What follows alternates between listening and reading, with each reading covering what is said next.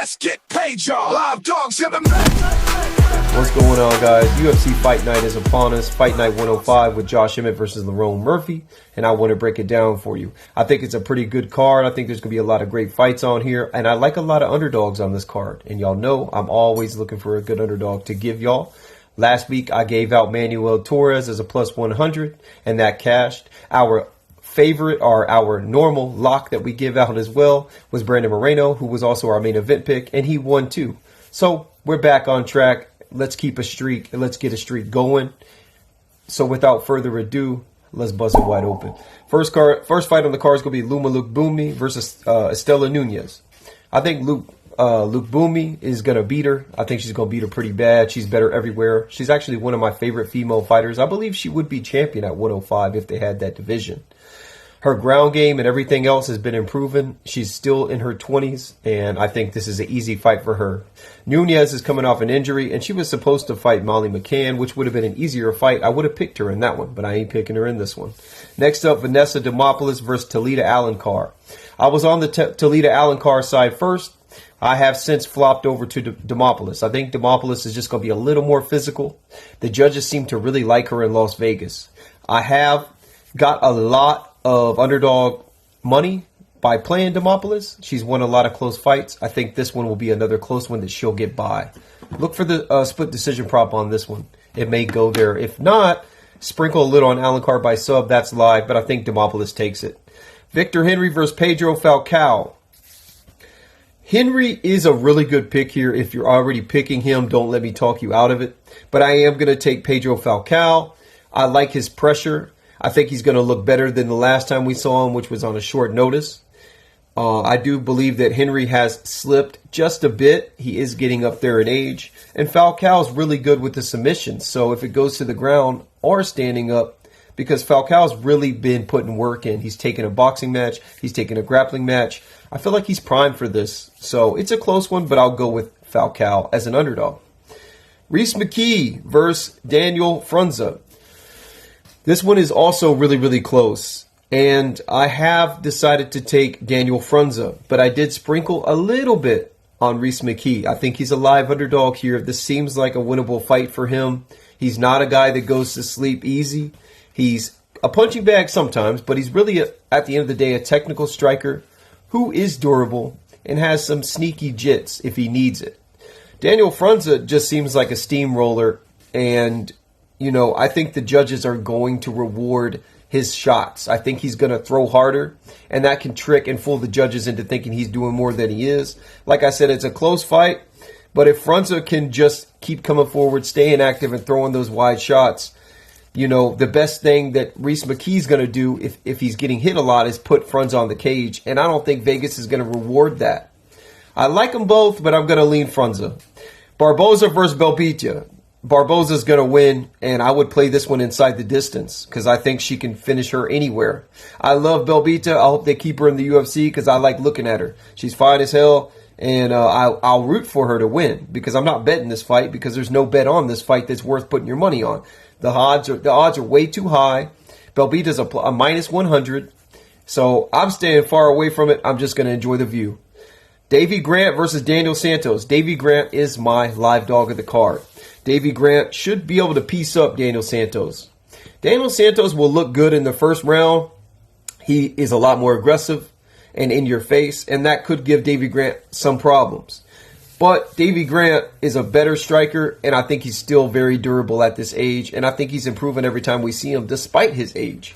You know, he has not taken a lot of damage in his career overall. He was mostly a submission guy when he first got started. Go check that Tapology record. Guy's got like 6, 7, 8, 9, 10 subs in a row, and he can get a submission here if the fight ends up on the ground. So I just think that Davy Grant has more ways to win, and I like the plus money on him, and he will be my live dog of the card. Louis Groulet versus Ode Osborne. I'm not impressed with Groulet. I'm not really impressed with Ode Osborne either. This is another fight I'd probably stay away from, but similar to the Rhys McKee fight, I do like Ode Osborne as a dog. I think both of these fights are kind of, hard to predict. and they're kind of 50-50. And usually I go with the dog when it comes to that. So I did not pick Reese McKee, but I did place my bets on him. And on this one, I'm actually going to put my bets on Ode Osborne, and I'm going to pick him as well. It's the simple fact is that Luis hasn't done enough to show me that he beats a guy like Ode Osborne. And, you know, if he does, I'll pay attention to him next time. But if I'm going to pick and I'm going to bet here, I got to go with Osborne. He's fought more competition. He seems well-rounded. You know, he's pretty durable. And Luis hasn't shown me anything. Next up, Robert Valentin versus Torres Finney. I think Torres Finney's going to take Robert Valentin down, ground and pound him, and get a second-round finish. Or just keep him there and win the fight. He's not the better striker. He's not the most creative striker. And on paper, you might think Valentin is a great grappler. To some degree, that's true, but he hasn't been fighting American grapplers. He's been fighting guys overseas that really wouldn't compete here. His level of competition isn't much worse than Torres Finney's, but Finney's been tested, man. He's been in the Dana White Contender Series 3 times. So it's not like he's just some debut guy. I mean, we've seen him already.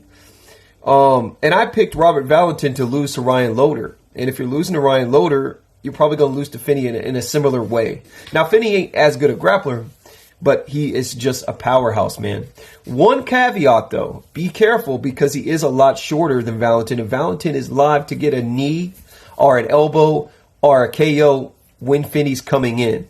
So that's the only thing that makes this dicey. But everybody Finney fights is taller than him, so I think he can handle it. And I feel safe picking Torres Finney here. Gerald Meerschaert versus Brad Tavares. Gerald Meerschaert has cashed for me a lot as an underdog, and I am tentatively going to have to pick Gerald Meerschaert here again. The plus money is just too hard to pass up. I think it's a 50-50 match when it comes to the power and the striking. Brad Tavares has not finished anybody. Brad Tavares is not that active when he's throwing. He's got good takedown defense, which could give Gerald Meerschaert trouble. But that's been slipping lately, and it's going to eventually slip here. All Gerald needs is a few moments on the ground, and I do think he can work towards a submission. I don't advise that you follow this one, but I'm taking Gerald Meerschaert. Kennedy Nzechukwu versus Martin Buday. Buday sucks, not UFC level. Kennedy, when he shows up, is a pretty great prospect. He ain't never going to be champion, but he looks good at heavyweight. And I think that Martin Buday, who arguably lost to Lucas Brzeski, who Nzechukwu already beat, Kennedy's going to smoke him, guys. Kennedy's going to smoke him, and I'd parlay that. Cortavius Romanus versus Chang Ho Lee. I don't know. I'll be honest with you. I don't know who wins here because the jury's still out on both of these guys. And I'm still salty for picking Romanus in his last fight, and he looked awful. And that's probably why I'm not going to pick him here. But he is an underdog, and I think he's worth a sprinkle because we don't know a lot about Chang Ho Lee. And I thought Chang Ho Lee barely won his last fight, and I picked the other guy, Long Zhao. And Long Zhao is a veteran. He has a lot of fights, man. And that's what makes me lean towards Ho Lee as well. He's actually going to be slightly bigger. Romanus is just so small. It's anybody's fight, but I'm going to lean with Chang Ho Lee. Joanderson Brito versus Pat Sabatini. This is a fight that has got a lot of the fans torn. Is Pat Sabatini going to get that submission? It's very live. I would bet that as a prop. But if I'm picking a winner, I'm going to put my money on Joanderson Brito because I do think that Pat Sabatini is not going to be able to handle the stand-up from Brito. I think Brito is going to end up hurting him before Pat Sabatini has a chance to get the sub in. So I am going to tentatively take Brito here. And then we have the main event. I went back and forth on this. Lerone Murphy is really good. He's good everywhere. He's a technical fighter, but he's also a 34-year-old prospect, almost 35. I feel like if he was going to be great at this level, he'd already be there. I'm going to take the underdog once again in a main event. I'm doing really good in main events. I think I'm 9-2 this year, and let's see if we can get lucky again, man, on these underdog main event picks. I think Josh Emmett eventually is going to hurt him because Lerone Murphy's not going to be perfect for 5 rounds. He wasn't perfect against Dan Ige, who's a better striker than Josh, but doesn't have the power. I think Josh will KO him. So those are my picks. I'll get everything else out for y'all tomorrow. I appreciate the love, appreciate the hate, appreciate the discourse. Let me know who you have down below. Until I see you next time, let's get paid, y'all. Let's get paid, y'all. Live dogs in the mix.